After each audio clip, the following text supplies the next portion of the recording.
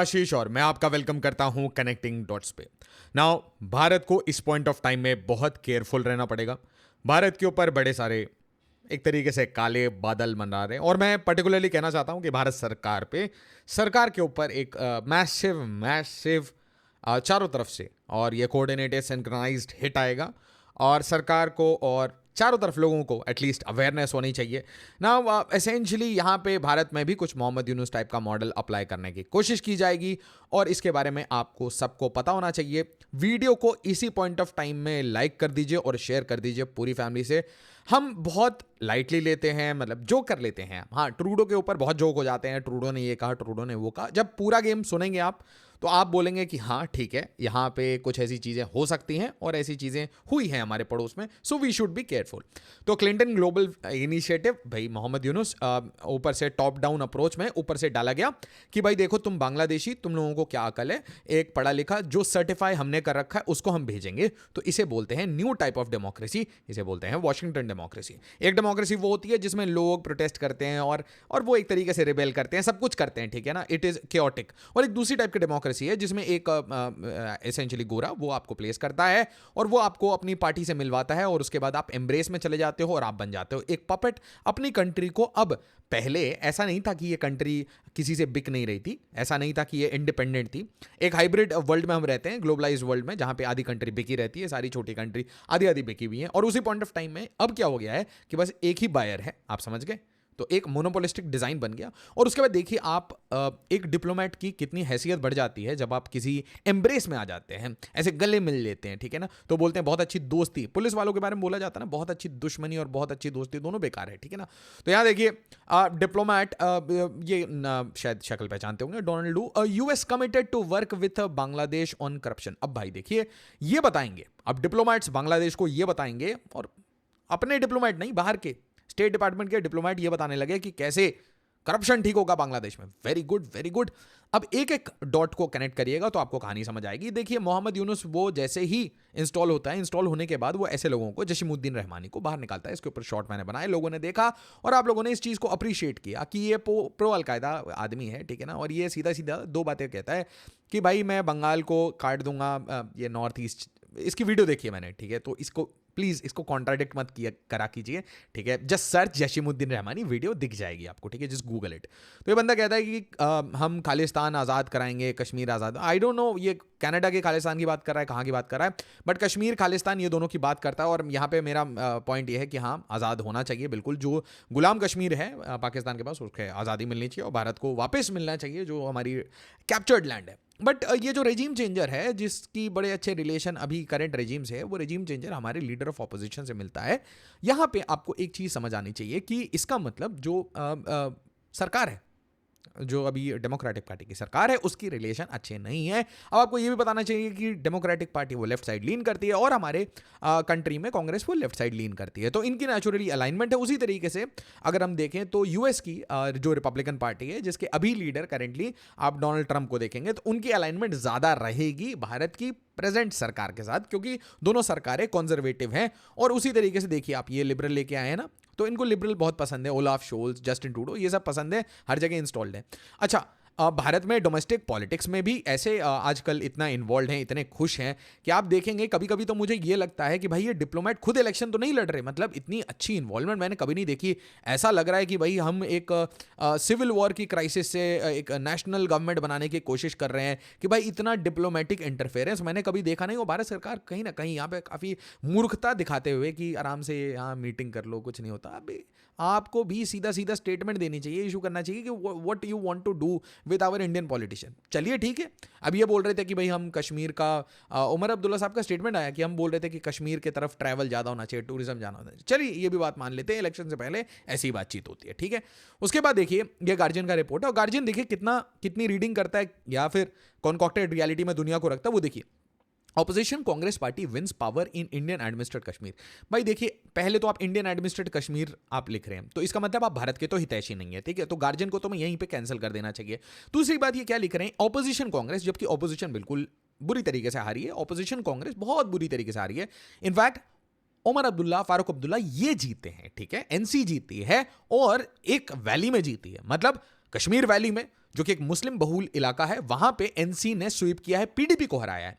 उसी तरीके से अगर आप जम्मू वैली को देखेंगे तो वहां पे एसेंशियली कंपटीशन किस में था, दो नेशनल पार्टी मतलब इंडियन नेशनल कांग्रेस और बीजेपी। तो बीजेपी मतलब एनडीए अलायंस ने वहां पे ब्रूटली हराया है कांग्रेस को। क्योंकि आपको याद रखना पड़ेगा हमेशा जम्मू कश्मीर और लद्दाख ये तीन रीजन थे, तीनों रीजन के अलग अलग रिप्रेजेंटेशन होते थे, अलग अलग पॉलिटिकल पार्टी, अलग अलग लोग रिप्रेजेंटेटिव्स आते थे और अलग अलग डिमांड्स थे यहाँ पे। अब लद्दाख को नेचुरल सी बात है वो अलग कर दिया गया है, तो जम्मू एंड कश्मीर दो रीजन रह गए हैं। जम्मू एंड कश्मीर के यूनियन टेरिटरी में स्टेटहुड वगैरह इलेक्शन सब कुछ होगा, बट हम बस कहानियां देख रहे हैं। अब देखिए राहुल गांधी जी का एक स्टेटमेंट था, जो सिखों पे स्टेटमेंट था कि भाई देखिए सिख वो कच्चा कारा कंघा ये सब मतलब एसेंशियली जो अपने एसेंशियल पार्ट्स ऑफ रिलीजन है और पगड़ी नहीं पहन पा रहे भारत में और गुरुद्वारे नहीं जा पाते, तो इसके ऊपर काफी लोगों ने आपत्ति जताई थी। बट राहुल गांधी के पास एक बहुत बड़ी अपॉर्चुनिटी थी, पूरी कांग्रेस पार्टी के पास एक बहुत बड़ी अपॉर्चुनिटी थी, क्योंकि ये बहुत ज्यादा रेजेंडेंट था टुवर्ड दी सेंट्रल गवर्नमेंट। मतलब बीजेपी एनडीए रूल्ड जो रीजन्स थे वहां पे भी एंगर दिखता था बड़ा पैल्पेबल, और वो था फार्म प्रोटेस्ट के कारण। फिर रेसल प्रोटेस्ट हुआ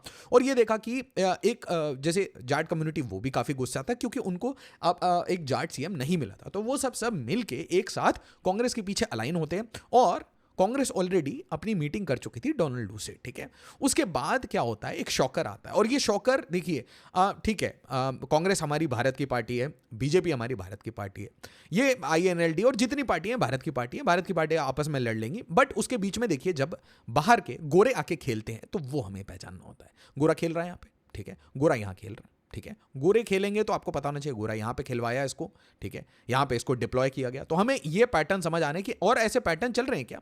और उसके बाद देखिए खुद कोर्स करेक्शन करते हुए Congress Haryana effect, Rahul Gandhi wants Maharashtra Congress leaders against over confidence, कि भाई ओवर कॉन्फिडेंस में मत रहो। अब चलिए मैं आपको एक दूसरी कहानी पे ले जाता हूँ। ये कहानी है K2 की, ये जनरल जिया उल हक की कहानी थी कि bleed India by 1000 cut. Pakistani ISI military industrial complex, इन्होंने ये सोचा कि भाई देखिए हम जीत नहीं सकते, इंडिया के साथ हम जीत नहीं सकते कन्वेंशन वॉर में, तो एक काम करते हैं हम बनाते हैं दो प्रोजेक्ट जिसमें हम स्ट्रेटेजिक डेप्थ बनाएंगे। स्ट्रेटेजिक डेप्थ मतलब बेसिकली ये देखिए पाकिस्तान बहुत छोटा पट्टी नुमा एक कंट्री है, बहुत पट्टी टाइप की एक पट्टी, और अगर भारत यहां से घुसना शुरू करे, यहां से घुसना शुरू करे तो ऐसे पेनिट्रेट कर जाएगा। यहां से घुसना शुरू करे एक स्ट्राइक कोर सीधा घुसते घुसते काट देगी, ठीक है। तो आपको समझ नहीं आएगा कि पाकिस्तान के, तो आप समझिए ना, ये एक स्ट्राइक कोर इधर से घुसेगी, एक स्ट्राइक कोर इधर से घुसेगी, दो पार्ट कट जाएंगे और आपका हैप्पी बर्थडे हो जाएगा। तो वो हैप्पी बर्थडे से डरने के लिए, वो बचने के लिए उन्होंने क्या कोशिश की। और देखिए मैं यहां पे कहना चाहता हूं कि भारत बहुत डिफेंसिव पोस्चर में हमेशा से रहा है, भारत किसी पे अटैक नहीं करता, और भारत की एक बहुत बड़ी स्ट्रेटेजिक मिस्टेक है, मैं पर्सनली मानता हूं ये बहुत बड़ी स्ट्रेटेजिक मिस्टेक है कि हमने हमेशा चिकन नेक बनने दिया और हमने ये इंश्योर किया कि भाई पाकिस्तान हम, देखिए एक बात सिंपल सी बात है, अगर आप उनके घर पे नहीं मारेंगे तो आपके घर पे मारेंगे, बड़ी सिंपल सी बात है। अगर आपके पास इनिमिकल नेबर्स हैं तो आपको ये समझना पड़ेगा। तो पाकिस्तान ने ये डिजाइन बनाया कि भाई देखिए हम एक कश्मीर वैली को डिस्टेबलाइज करके रखेंगे, पंजाब को डिस्टेबलाइज करके रखेंगे। इनके अजम्पशन में ये खालिस्तान जो है ये पंजाब के रीजन में बनेगा। अच्छा, अब आप बोलेंगे कि इनको क्यों, इससे क्योंकि देखिए एग्रीरियन लैंड है, कश्मीर में पानी है, कश्मीरियों से कोई मतलब नहीं है, पंजाबी से कोई मतलब नहीं है, इंपॉर्टेंट है लैंड, लैंड यहाँ फर्टाइल लैंड है पंजाब की। दूसरी बात, जो कश्मीर की लैंड है वहां पे आपको मिलेंगे सारे जो एक्विफर्स हैं, और मेजॉरिटी ऑफ रीजन तो इन्होंने कब्जा रखा है, ठीक है, ये जो रीजन इन्होंने कब्जा रखा है जो ये चाइना को गिरवी रख चुके हैं। तो अगर इनके पास जमीन थी भी तो ऐसा नहीं है खुद कंट्रोल कर रहे हैं, तो इन्होंने गिरवी रख दी चाइना को, और अब चाइना को क्योंकि गिरवी रख दी पाकिस्तान ने, तो आज देखिए कितनी बड़ी प्रॉब्लम आ रही है कि यूएस है ना वो डायरेक्टली डंडा लेके मार रहा है, कभी वो बलूचिस्तान में मारता है, कभी खैबर पख्तूनख्वा में मारता है, कभी तालिबान मारता है, कभी बीएलए मारता है। वो क्यों मार रहा है? क्योंकि यूएस मरवा रहा है। और इसलिए क्यों पाकिस्तान आज पिट रहा है? क्योंकि यूएस चाहता है कि अब Pakistan should be China free, China मुक्त बनो। जैसे बांग्लादेश को चाइना मुक्त, रशिया मुक्त, इंडिया मुक्त किया, वैसे ही पाकिस्तान को भी अब चाइना मुक्त और रशिया मुक्त करना है। ये एक बहुत इंपॉर्टेंट। अच्छा, और भारत के साथ क्या करना है? तो भारत को एक बहुत इंपॉर्टेंटली, अगर करंट गवर्नमेंट मान जाए तो मान जाए, और नहीं तो गवर्नमेंट को चेंज करके एक दूसरी गवर्नमेंट ऐसी इंस्टॉल की जाए, ऐसी गवर्नमेंट को सपोर्ट किया जाए। इंस्टॉल तो नहीं कर पाएंगे, भारत बहुत मतलब हमारी जो डेमोक्रेसी की डेप्थ है वो बहुत ही it goes on to different regions, different geographies, तो आप इतने आराम से मैनेज नहीं कर सकते। भारत इज, मतलब बोलते हैं ना, South Asia is not for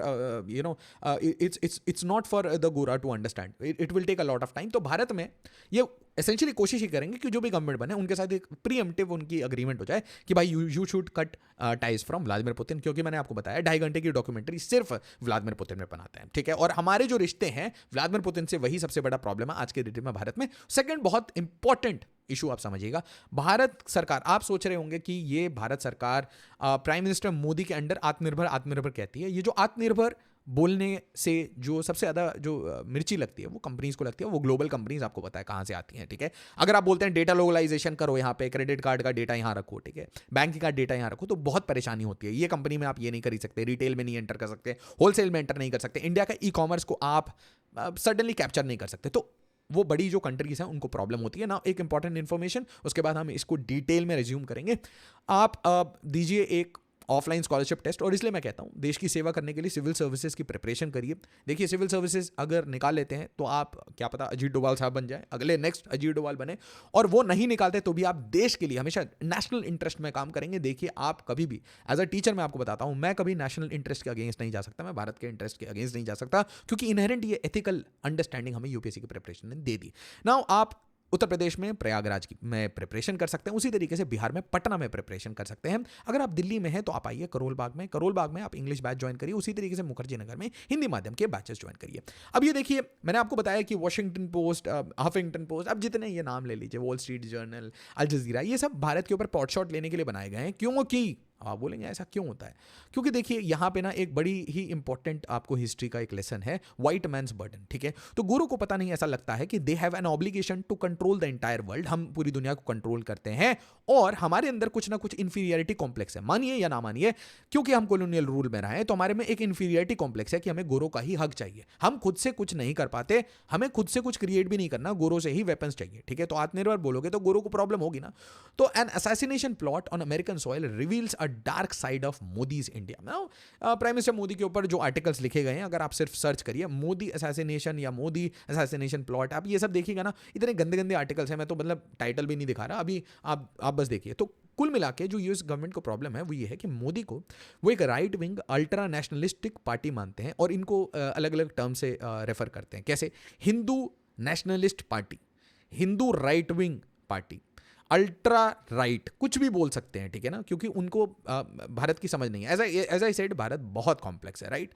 तो कनाडा अलेजेस, यहां पे स्टेटमेंट देखिएगा जरा, क्या कुछ मैच हो रही है क्या स्टेटमेंट, ठीक है। तो ये वॉशिंगटन पोस्ट का आर्टिकल है। Canada alleges much wider campaign by Modi government against Sikh. समझ आया आपको? मोदी गवर्नमेंट, जिसको ये लोग ultra right Hindu nationalistic party बोलते हैं, वर्सेस सिख करने की कोशिश है। तो मैंने आपको क्या बोला कि ये एक ऑर्फन बन गया था, K2 मतलब कश्मीर और खालिस्तानी एक ऑर्फन बन गया था, और अब क्योंकि अमेरिका ने देख लिया कि हमने कश्मीर आर्टिकल 370 हटा के सॉल्व कर दिया, तो दे आर फटाफट एक्टिवेटिंग खालिस्तान। देखिए, क्योंकि अगर ऐसे ब्लैकमेलिंग टैक्टिक्स ऐसे कुछ होंगे नहीं आपके पास, मणिपुर नहीं होगा, खालिस्तान नहीं होगा, तो आप क्या करोगे? आप कैसे इंडिया को फोर्स करोगे अपने वेपन खरीदने के लिए? कैसे फोर्स करोगे पुराने F-16 खरीदने के लिए? तो ऑल दोज थिंग्स दे कम।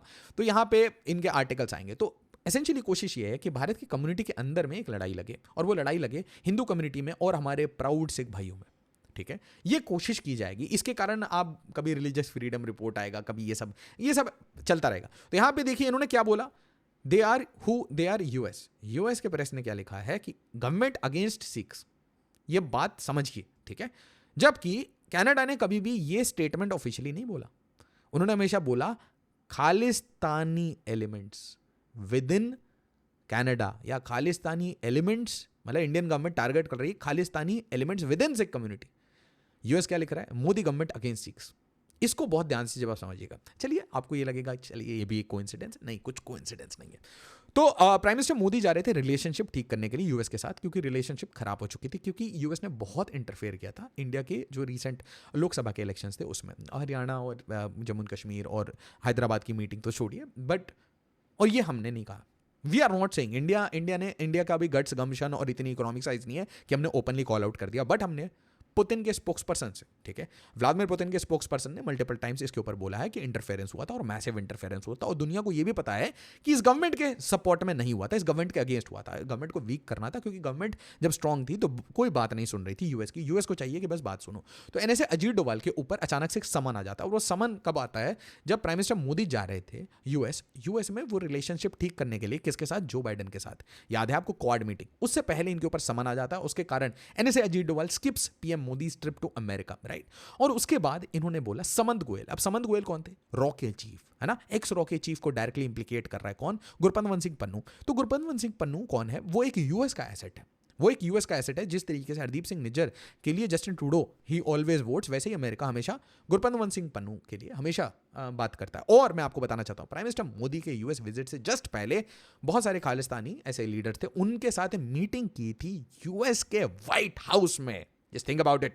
तो Samant Goel link to Pannun case played crucial role in Uri and Balakot. तो जो ये एक तरीके से वो 56 इंच का सीने वाले लोग जितने हैं, ठीक है, it is not prime minister. आपको ये लगता होगा कि प्राइम मिनिस्टर मोदी 56 इंच का सीना दिखाते हैं। No, all the officers of government of India जो रिस्क लेते हैं, एक्चुअली में रिस्क लेते हैं, इतने सारे ऑपरेटिव्स होते हैं जो एक्चुअली में रिस्क लेते हैं, ऑफ बालाकोट, ऑफ उरी, वो सारे लोगों के ऊपर एक हिट आना चाहिए।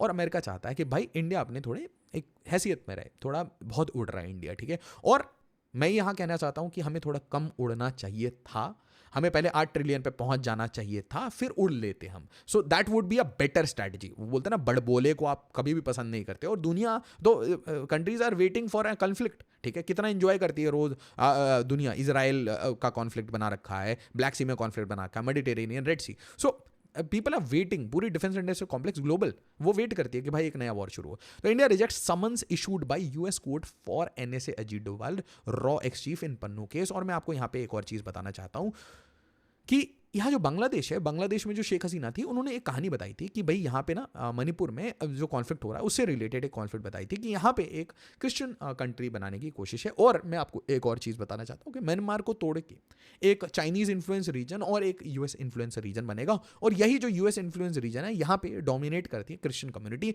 इनको यूज़ करके जो भी इन्फिल्ट्रेटर्स वगैरह प्लस रोहिंग्यास इस साइड रखाइन स्टेट में, इन दोनों को यूज़ करके आपके घर में जो पुराना मॉड्यूल पाकिस्तान यूज कर रहा था, आज वही मॉड्यूल को बांग्लादेश में यूज करेगा अमेरिका, म्यांमार में यूज करेगा अमेरिका। और यहां पे तो कर ही रहा है, पंजाब में कोशिश कर रहा है और कश्मीर में कर रहा है। तो इन एरियाज को छेड़ने की पूरी कोशिश करेगा। कुल मिला के आपको टाइट रखने की कोशिश है। अब देखिए वॉशिंगटन पोस्ट, अब अचानक से आपको दिखेगा कि बड़ी सारी कंफ्यूजन है। तो लोग बोलेंगे अरे कंफ्यूज्ड है Canada. No no no no no, they are not confused. आप जब इनको बहुत डेप्थ में मन शांत करके समझेंगे तो आपको समझ आएगा जितने म्यूजिक ये निकाल रहे हैं वो म्यूजिक कहीं ना कहीं किसी डॉक्यूमेंट में बैठ के इन्होंने आपस में डिसाइड किए। There is a proper discussion on this और उस स्ट्रैटेजी के बाद ये लोग ये सारा काम करते हैं ना। वॉशिंगटन पोस्ट, मतलब हम ये नहीं कह सकते कि जस्टिन ट्रूडो इज अ मूर्ख, ठीक है। तो he is a puppet, but उसको जो डिजाइन दिए गए हैं वो अच्छे ऑफिसर्स ने दिए। तो वॉशिंगटन पोस्ट सेज कि अमित शाह, तो अमित शाह अचानक से आ गए।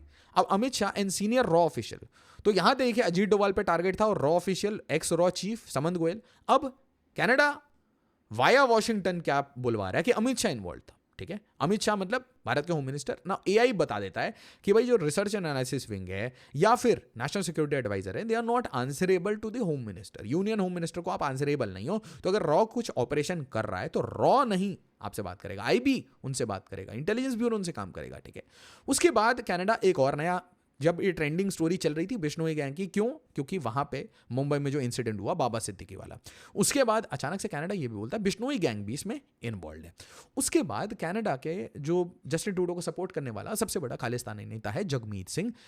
जगमीत सिंह वो कहता है कि आरएसएस को बैन करना है, ठीक है। आरएसएस को बैन करना चाहिए और आरएसएस को सैंक्शन लगा देना चाहिए। देखिए बहुत क्लियरली कहा है, impose economic sanctions and ban on राष्ट्रीय स्वयंसेवक संघ। और इनका मजाक भी उड़ा दिया गया इस पूरे प्रेस कॉन्फ्रेंस में, काफी मजाक भी उड़ा, क्योंकि ये कह रहे थे इंडिया के साथ सैंक्शन कर देना चाहिए। 3-3.5 बिलियन डॉलर दोनों साइड से ट्रेड है, मतलब टोटल 7-8 बिलियन डॉलर का ट्रेड है। तो अचानक से कनाडा में और बड़ी इकोनॉमिक क्राइसिस आ जाएगी। एनडीपी को और जगमीत सिंह को क्या फर्क पड़ता है? दे आर किंग मेकर्स, ठीक है। तो दे आर किंग मेकर्स, ये दोनों साइड खेल के कहीं ना कहीं अपनी, बोलते हैं ना एक तरीके से अपना एक वोट बैंक की तरह दे आर कंसोलिडेटिंग। बट यहाँ पे कमी भारत सरकार की आपको क्लियरली दिखेगी कि भारत सरकार ने फिर अपना वोट बैंक को कंसोलिडेट नहीं किया, अपने आप को अलाइन नहीं किया। अपने आप को ऐसे अलाइन करो कि कभी भी जस्टिन ट्रूडो और ऐसे स्टेटमेंट्स कनाडा की धरती पे किसी भी कंट्री में अगर ऐसा हो रहा है तो you have to align. But यहाँ पे ये सारी जो कहानी मेरे को दिख रही थी कि अमित शाह का नाम लेना, अजीत डोभाल का नाम लेना, प्राइम मिनिस्टर मोदी का नाम ऑलरेडी ले चुके हैं, तो ये सारी जो चीज़ें हैं, तो वो मुझे लगा कि ऐसा कि हमारे जो लीडर ऑफ ऑपोजिशन है इन्होंने कभी ना कभी ये ऐसी चीज़ें कुछ बोली हैं। तो फिर मैंने इसको सर्च किया तो मुझे याद आया, हाँ एक ऐसा इनका टिप्पणी थी चक्रव्यूह, ठीक है। तो ऐसा लग रहा है कि ये चक्रव्यूह के अगेंस्ट अमेरिका भी खेल रहा है। और ये चक्रव्यूह क्या इन्होंने बताया था, मोदी, अमित शाह, अंबानी, अदानी। तो इसको एक बार रीड कर लेते हैं क्या बताया था, ठीक है। Prime minister Narendra Modi, there are 6 people in the centre of Chakravyuh and they control everything today, ठीक है। कौन है? Prime minister Narendra Modi, home minister Amit Shah, RSS chief Mohan Bhagwat, NSA Ajit Doval and industrialist Ambani and Adani. अब I don't know Ambani and Adani पे अटैक आएगा, बट अदानी पे तो आप देख ही चुके हैं द हिंडलबर्ग।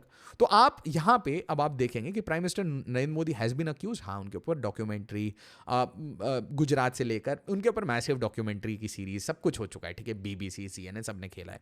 अमित शाह तो अब डायरेक्टली अक्यूज बता दिए गए हैं, ठीक है। आरएसएस के ऊपर जगमीत सिंह ने खेल लिया है, एनएसए अजीत डोभाल के ऊपर यूएस ने खेला है, कनाडा ने खेला है, इंडस्ट्रियलिस्ट अंबानी ये भी सेफ है इनको, बट कंपटीशन इलॉन मस्क देने आ रहे हैं, और अदानी साहब इनके ऊपर तो हिंडलबर्ग पीछे पड़ा था। तो क्वेश्चन ये है कि भाई ओपन सोसाइटी का ऑपरेशन कहां तक चलेगा और कब तक सक्सेसफुल होगा, और क्यों भारत को जल्दी से यूएस के इलेक्शन के रिजल्ट्स का इंतजार है। डोनाल्ड ट्रंप ट्रेल कर रहे हैं, चीजें एकदम चेंज हो जाएंगी, पलट जाएंगी, बुरी तरीके से पलट जाएंगी सारे ये स्टेट जो डिपार्टमेंट के ऑपरेशंस हो रहे हैं, और इसीलिए थोड़े पैनिक भी कर रहे हैं। ये पैनिक क्यों कर रहे हैं? दे वांट फटाफट चेंज, यूनुस टाइप का एक स्मूथ आदमी चाहिए जो सारी बातें सुन ले, एक मैसेज आए व्हाट्सएप पे और वो कॉल करके बोले यस सर, डेफिनेटली सर मैं सारा काम करूंगा। उसको ऐसे लड़के चाहिए, कुछ प्रोटेस्टर्स, और एक ऐसा पपेट चाहिए। तो अब देखते हैं कि भारत के क्या अपने politician, I don't think so वो ऐसे पपेट बन पाएंगे, बट हाँ ऑब्वियसली रीजनल लेवल पे ये कोशिश करेंगे ऐसे कुछ प्रोटेस्ट वगैरह मूवमेंट्स करने का। तो टाइम ही बताएगा कि भारत इसको कैसे डिफेंड करेगा। क्या भारत के लोगों में क्या वो पॉलिटिकल मैच्योरिटी और वो डेमोक्रेटिक मैच्योरिटी है कि हम ऐसे डिजाइन समझते हैं, या फिर हम भी बांग्लादेश की स्थिति पे हैं। वीडियो को लाइक शेयर सब्सक्राइब जरूर करिएगा, एंड एज ऑलवेज जय हिंद जय भारत।